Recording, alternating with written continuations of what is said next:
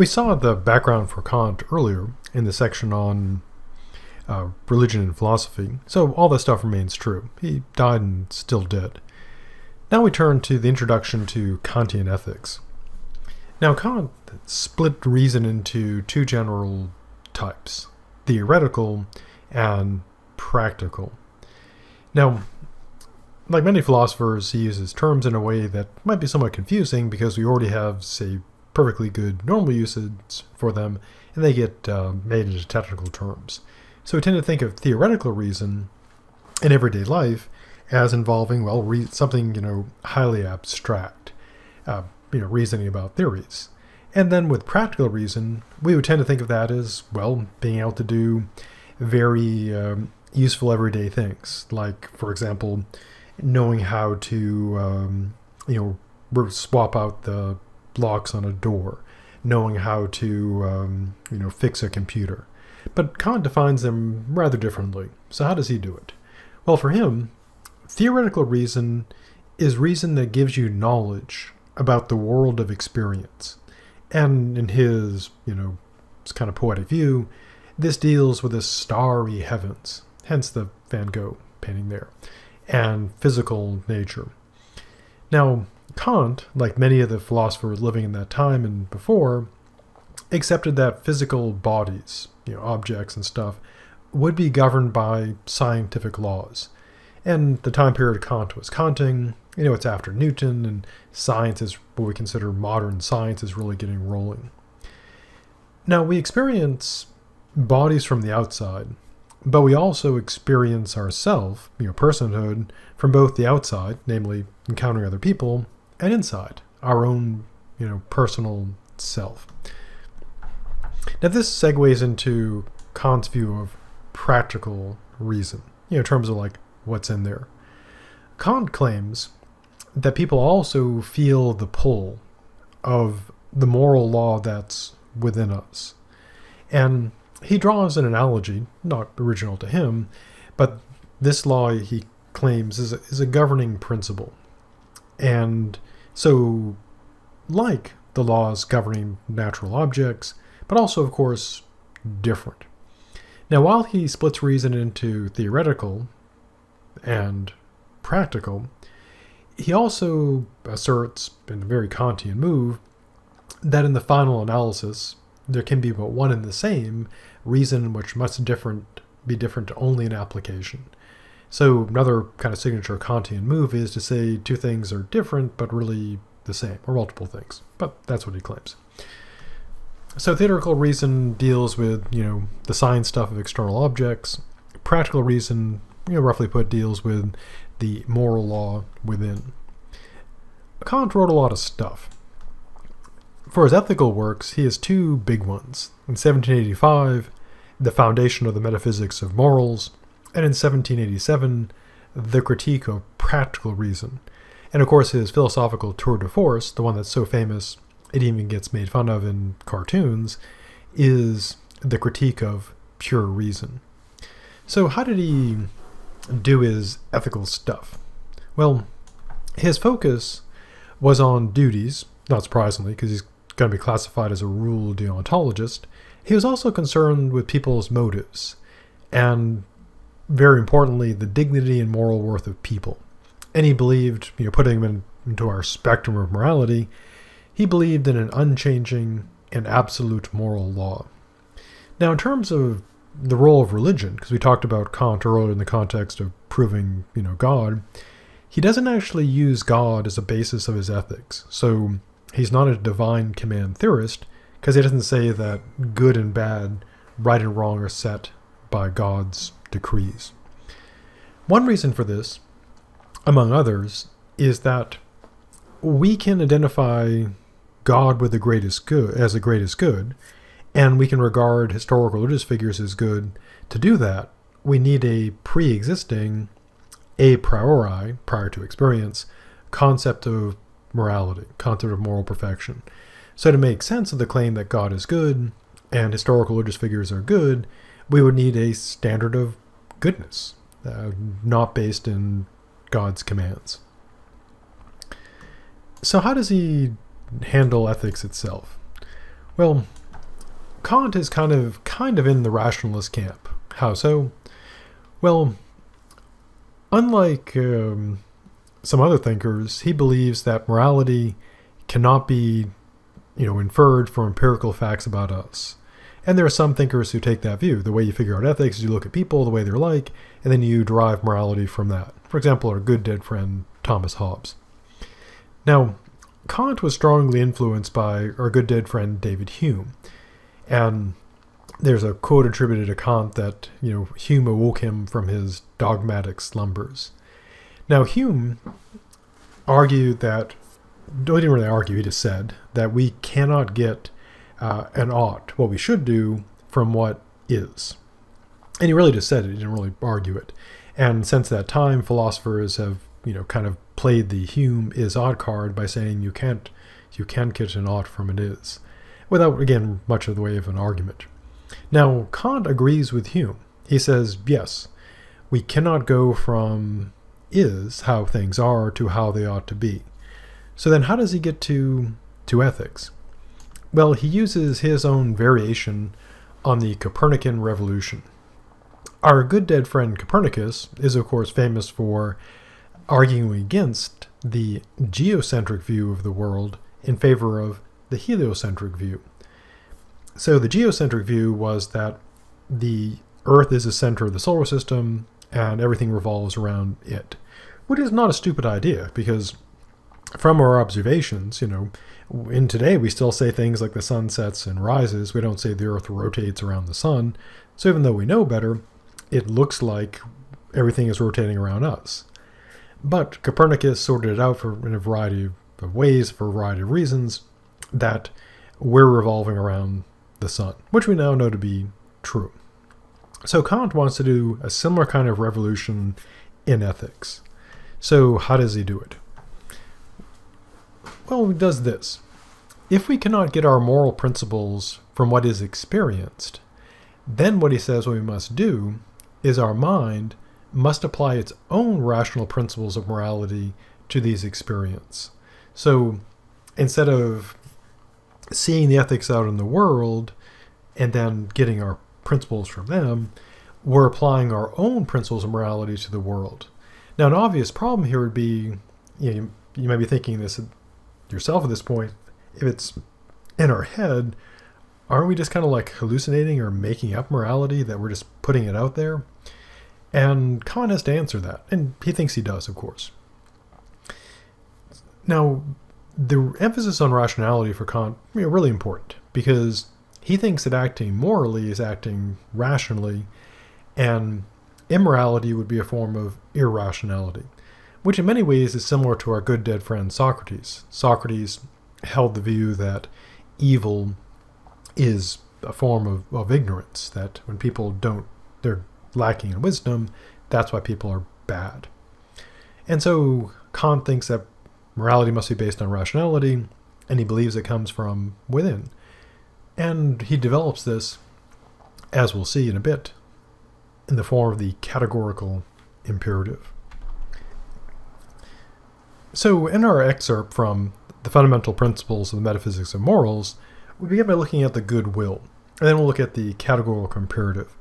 This is, of course, from a massive book, so it's just a thin slice of his moral view. Now, the goodwill he's talking about is not the goodwill where you could drop off like an old couch you want to get rid of, or acquire an old couch you might want. He means literally the will that wills the good. And he claims, quite directly, that only the good will is good without qualification. Now here he's being somewhat critical of virtue theorists. Virtue theorists hold that what is of importance in morality is, not surprisingly, the virtues, developing these qualities. And Kant makes the argument that what we consider to be positive qualities, either traits that we have ourselves, or things that we things that we possess. For example, in terms of classic virtues, like intelligence, wit, judgment, courage, resolution, we consider those to be virtues. But Kant says these are good, we see them as good, but he points out correctly, they can become bad.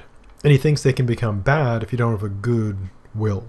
I mean, to give an example, think of, in fiction or in real life, the most dangerous, villains of, say, fiction.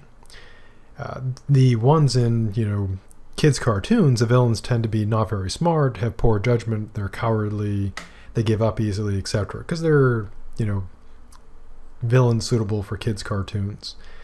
But the villains that are, very truly threatening, they have many positive qualities. They're intelligent. They, aside from being evil, they have good judgment. They tend to have courage, perseverance, etc. But this just makes them very dangerous. I mean, of course, one of the classic villains would be, Darth Vader. And more recently, in the Marvel Universe, Thanos. I mean, he's very smart, he's persistent, brave, etc. But those qualities are what make him really dangerous.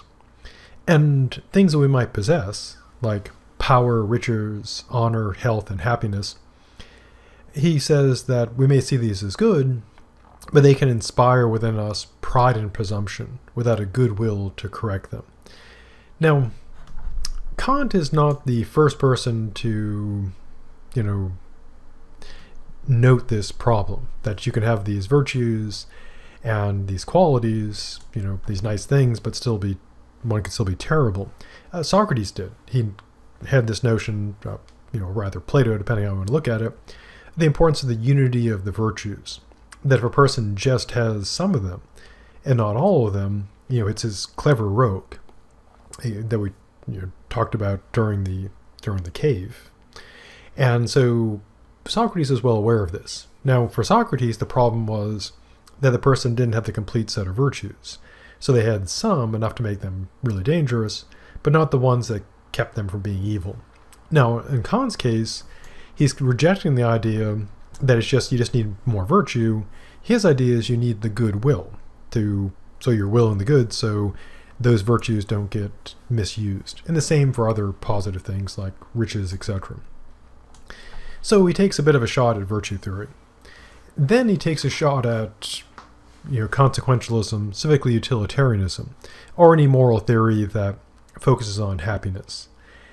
And he says this: if you see someone without a good will, enjoying prosperity, being happy, if you are an impartial, rational spectator, he says, this cannot please you. So he concludes that you have to have a good will to be worthy of happiness. And one of the things that utilitarianism is sometimes knock for is that in general there's no requirement that you sort of earn the happiness. So you just calculate out the pleasure and pain. And I mean, you can use the scope of morality to kind of filter out stuff, but there's no sort of usually a prerequisite to counting, having the good will. And Kant's view is to even be talking about happiness, you must first be talking about being worthy of it, and only the good will makes one worthy. Now he turns to virtues again, and the reason for this is he's essentially arguing against the competition, because Kant was well aware that his rule of deontology would go up against virtue theory and consequentialism. And he notes that some qualities do serve the good will, but do not have intrinsic value. They presuppose a good will. And again, he's noting that the classic virtues, moderation, self-control, calm deliberation, are good and seem to be intrinsically valuable, but he claims that they are not good without qualification. And he claims that the ancients thought so. And he says, once again, without the principles of our good will, they would become bad. And we see once more, more explicitly, the idea of the villain, that a villain who has these positive qualities is far more dangerous. And once more, this is not unique to Kant. Socrates, raised the problem of the unity of virtues. His difference, though, is this: for Socrates, the idea was you needed to have the full set of virtues, and then you'd be, good. For Kant, what you need is the good will to properly direct all those virtues. So it may seem like a fine distinction, goodwill versus, having the set of virtues, But it is an important distinction, because one view is virtue theory. You get all the virtues, in the proper proportion, you're good. With Kant, you could have all the virtues, but if you lack the goodwill, you could still be really bad. So the goodwill is very important for him. So with the goodwill, Kant claims that the goodwill is good in and of itself. It has, referring back to earlier, that it has intrinsic value. And he really drives this home because he says it's good in and of itself, not because of anything it does, or even its ability to accomplish anything. And he says that we should esteem it much higher than anything it could bring about. So it's the will that matters. Now, to really, really, really drive this home, he goes, to quite an extreme. He says, if it couldn't achieve its purpose, and only it remained, not a wish, but a summoning of all of one's power, like a jewel, it would shine by its own light, having its whole value in itself. And so, what he's claiming here, again, is pretty extreme, that what matters is the willing. Even if nothing is accomplished, that does not matter. It is only the will that matters. The usefulness or fruitfulness cannot add to its value, or its uselessness and fruitlessness that accomplishes nothing cannot take away from this value. Now, it's rather important to note that Kant means a summoning of all of one's power, like truly willing. So if someone said, gosh, I'd really like to go help do things about all the injustice in the world, but this couch is really comfortable, I'm playing this Call of Duty, these Cheetos are so delicious, I really want to, but I can't. Now that person, of course, would not be exercising the goodwill, because Kant doesn't say someone just kind of, thinks about it but then decides to do something else. He means totally willing it, even if the person accomplishes nothing. To use an example, throughout history, there no doubt have been people who willed, goodness, and went out to bring about the goodness and met a horrible fate and were, murdered for their attempts, and we never hear about them because they die in the shadows, murdered by evil people. And they accomplish nothing aside from their death. Kant would say that if someone summoned all their will for goodness, even if they died and accomplished nothing, that would be intrinsically good. It's the will that matters. Now, this of course leads to a considerable debate in moral philosophy, namely, does that define morality? Or do the consequences matter more? On the one hand, we do value people's, willing, their intentions, but of course we do seem to place more emphasis on actually accomplishing things. And there's also the practical concern about, well, how do you tell whether someone's got a good will or not? Going back to the problem of other minds for epistemology, how do you know if someone even has a mind? Or more practically, how do you know what they're really thinking or willing? So if someone is out there doing good stuff, how do we know what their will truly is? All we can go on is their actions and the consequences. And so one of the many core debates in ethics is that, is it the will? Is it the consequences that matter? And Kant, of course, is all about the will. So how does he sort out, what is good and what is bad? How does he make his rules? Well, this will take us to his famous categorical imperative.